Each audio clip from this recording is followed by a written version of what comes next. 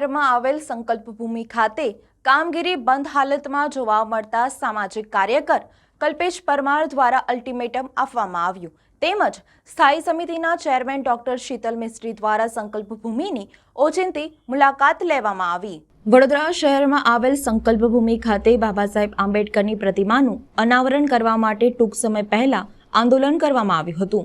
ત્યારબાદ કેટલાક સમયથી કામગીરી બંધ હાલતમાં જણાતા સામાજિક કાર્યકર કલ્પેશ પરમાર દ્વારા ફરીથી અલ્ટિમેટમ આપવામાં આવ્યું હતું। ત્યારે આજ રોજ વડોદરા મહાનગરપાલિકાના સ્થાયી સમિતિના ચેરમેન ડોક્ટર શીતલ મિસ્ત્રી સાહેબ દ્વારા કમાટીબાગ ખાતે આવેલ સંકલ્પ ભૂમિ ખાતે ઓચિંતી મુલાકાત લેવામાં આવી હતી। કોર્પોરેશનના અધિકારીઓ અને કર્મચારીઓને તાત્કાલિક કામગીરી પૂરી કરવા જણાવ્યું હતું। સાથે જ સફાઈ તેમજ ગેટના રિપેરિંગ સાથે અનેક કામગીરી માટે સૂચનાઓ આપવામાં આવી હતી। વડોદરા શહેરમાં આવેલ કમાટીબાગ ખાતે જે સંકલ્પ ભૂમિ છે, સંકલ્પ ભૂમિ ખાતે જે બાબા સાહેબ આંબેડકરની જે પ્રતિમાનું અનાવરણ કરવાનું હતું ત્યારે ઘણા સમયથી કામગીરી બંધ હતી, પરંતુ અમે ટૂંક સમય પહેલે જ અલ્ટિમેટમ આપ્યું હતું કે જે બાબા સાહેબ આંબેડકરની પ્રતિમા જે વહેલામાં વહેલી તકે તેનું અનાવરણ કરવામાં આવે। સાથે જે કહેવાય છે કે જે પણ સાફ સફાઈની જે પણ વાત હતી એના માટે પણ અમે લોકોએ જે તે અધિકારીઓને વિનંતી કરી હતી।